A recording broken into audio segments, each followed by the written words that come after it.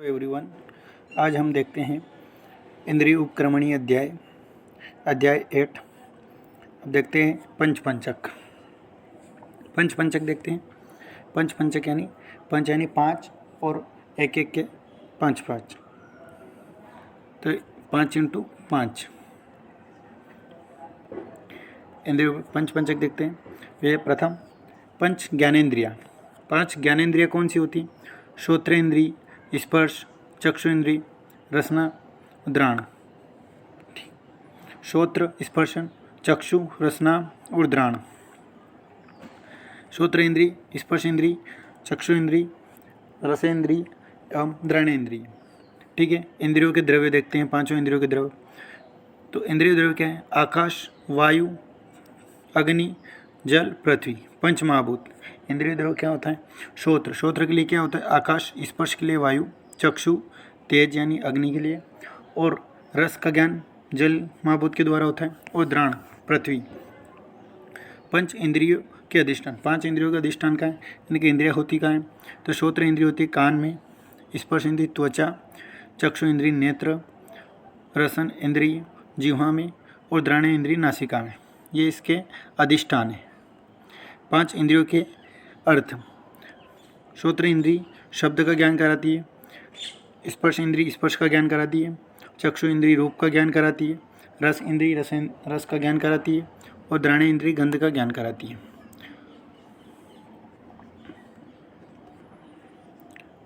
अब इंद्रियों की बुद्धि। 5 इंद्रियों से कौन सी बुद्धि? शब्द का ज्ञान होगा, स्पर्श का ज्ञान होगा, रूप का ज्ञान होगा, रस का ज्ञान और गंध का ज्ञान। इस टेबल के फॉर्म में देखेंगे इन सबको। तो श्रोत्र इंद्रिय, इसमें कौन सा द्रव्य होता है? आकाश महाभूत होता है। अधिष्ठान कर्ण होते हैं, कान। और इंद्रिय शब्द, यानी कि इंद्रिय अर्थ किसका अर्थ ज्ञान कराती है? शब्द का। और श्रोत्र की बुद्धि प्राप्त होती है।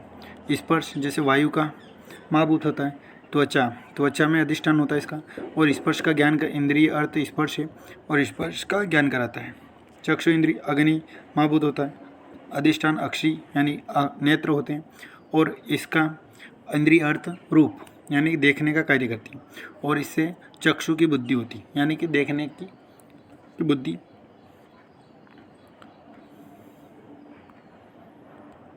अब देखते हैं हम घ्राणेंद्रिय, यानी कि रसेंद्रिय और घ्राणेंद्रिय। रसेंद्रिय यानी कि जल महाभूत होता है इसमें। जिह्वा इसका अधिष्ठान है। और अर्थ इंद्रिय अर्थ क्या है इसका? रस। और बुद्धि कौन सी होती है? रस का ज्ञान कराती है। और घ्राण यानी पृथ्वी महाभूत होता है। अधिष्ठान नासिका होता है। गंध का ज्ञान कराती है। और घ्राणेंद्रिय बुद्धि प्राप्त होती है। एक बार और देख लेते हैं हम। इंद्रिय पंचक में क्या होगा?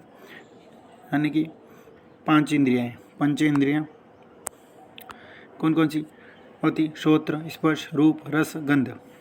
ठीक है। 5 महाभूत इंद्रिय द्रव्य यानी 5 महाभूत आकाश, वायु, जल, पृथ्वी, अग्नि। और 5 इंद्रिय अधिष्ठान यानी इंद्रियाँ उपस्थित कहाँ होती? कर्ण यानी कान, त्वचा, नेत्र, जिह्वा और नासिका। 5 इंद्रिय अर्थ। तो 5 महाभूत के अर्थ क्या है? आकाश का शब्द, वायु का स्पर्श, तेज का रूप और जल का रस एवं पृथ्वी का है गंध। अब देखते हैं 5 इंद्रियों की बुद्धि। तो काय का ज्ञान कराती है इंद्रिया? शब्द ज्ञान, स्पर्श ज्ञान, रूप ज्ञान, रस ज्ञान, गंध ज्ञान। ये इंद्रिय पंचक की टेबल बनी है, इसमें देख सकते हो। अब देखते हैं हम मन के बारे में। मन क्या है? मन सत्व संज्ञक मन अति इंद्रिय, यानी मन क्या है? उभय इंद्रिय मानते हैं मन को कि कर्मेंद्रिय भी है और ज्ञानेंद्रिय भी है।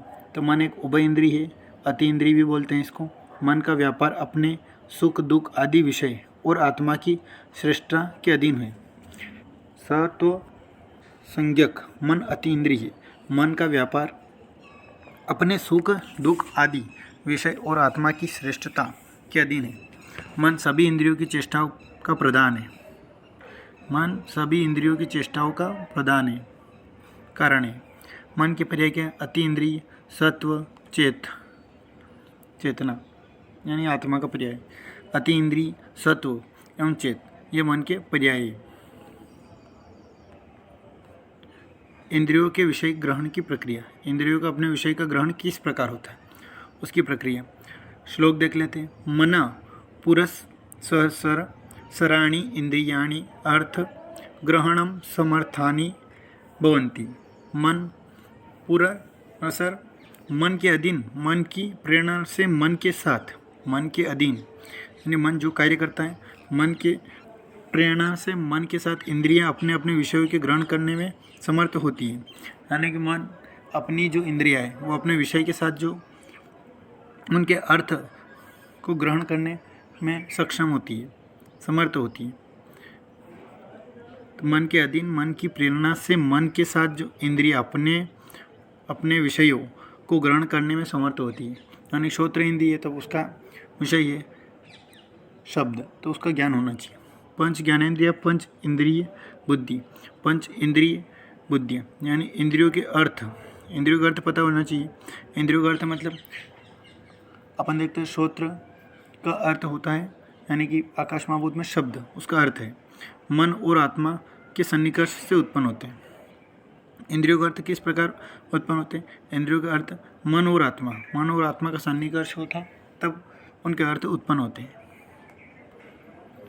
बुद्धि क्षणिक और निश्चयात्मक भेद से दो प्रकार की होती है। बुद्धि क्षणिक और निश्चयात्मक, क्षणिक यानी कम समय के लिए, और निश्चयात्मक जो निश्चय कर, उस इस प्रकार से दो प्रकार की होती है। इंद्रियों के विषय से अतियोग आदि या समयोग का परिणाम इंद्रियां अपने अर्थों विषय के अतियोग, अयोग और मिथ्यायोग से मन के साथ विकृत होकर अपनी बुद्धि का ज्ञान उपघात करने वाली होती है। इंद्रियां अपने विषयों, अपने अपने अर्थों यानी विषय के अतियोग, अयोग या मिथ्यायोग, अतियोग हो जाएगा या अयोग रहेगा या मिथ्यायोग, हीन योग, मन के साथ विकृत होकर अपनी अपनी बुद्धि का ज्ञान उपघात करने वाली होती है। और जब इंद्रियां अपने अपने विषयों से साथ समयोग युक्त होती है तो प्राकृत अवस्था में होकर अपनी बुद्धि और विषय ज्ञान शक्ति बढ़ाने वाली होती है। मन का अर्थ मनस्तु चिंतय, मन का अर्थ क्या? मनस्तु चिंतय। अब देख सद्वर्त का वर्ण यानी सदाचार, सद्वर्त का पालन करने से मनुष्य का एक साथ दो लाभ होते हैं, आरोग्य और इंद्रिय विजय। सद्व्रत का पालन करने से मनुष्य के दो लाभ होते हैं, एक तो आरोग्य मिलता है और दूसरा इंद्रिय विजय होता है। सद्व्रत का वर्णन क्या करने चाहिए? सद्व्रत का पालन करने के लिए क्या करना चाहिए, क्या क्या करना चाहिए? अब यहाँ पर देख सकते हो। पक्ष में 3 बार केश नख कटवाएं। एक पक्ष में 3 बार केश यानी बाल, हेयर, नख, नाखून कटवाएं। थकने से पहले ही व्यायाम करना बंद कर दें। अपनी जो व्यायाम करने की शक्ति, अर्ध शक्ति बोला गया है अष्टांग हृदय में, कि व्यायाम करने की जितनी शक्ति रहती है अपनी, उसे अर्ध शक्ति करना चाहिए। जोर से ना हंसे, जोर से ना हंसे। नखों को न खाए बजाए, नखों को न बजाए। मंगल पूजन आदि किए बिना घर से न निकले। और पूर्व भी बाशी, एक बार और देख सकते हैं। पक्ष में 3 बार केश न कटवाए। थकने से पहले ही व्यायाम करना बंद कर दें। जोर से न हंसे, नखों को न बजाए। मंगल पूजन से आदि कार्य के बिना घर से ना निकले। पूर्व भी बाशी। चरक अनुसार उत्तर दिशा में भोजन करें। चरक अनुसार, आचार्य चरक के अनुसार उत्तर दिशा में भोजन करें। ब्रह्मचर्य, ज्ञान, दान, मित्रता, दया, हर्ष, उपेक्षा, शांति, इन क्रियाओं में तत्पर रहें। आचार्य चरक ने लिखा है ब्रह्मचर्य, ज्ञान, दान, मित्रता, दया, हर्ष, उपेक्षा और शांति, इन क्रियाओं में तत्पर रहें। ये सद्व्रत का पालन कहलाता है। एक बार और देख सकते हो सद्व्रत का पालन में क्या गया। सद्व्रत के वर्णन। सद्व्रत का पालन करने से मनुष्य को 2 लाभ होते हैं। एक तो आरोग्य की प्राप्ति होती है और अपने इंद्रियों पर विजय प्राप्त कर लेता है। सद्व्रत का वर्णन करने के लिए क्या क्या करना चाहिए आगे देखते हैं।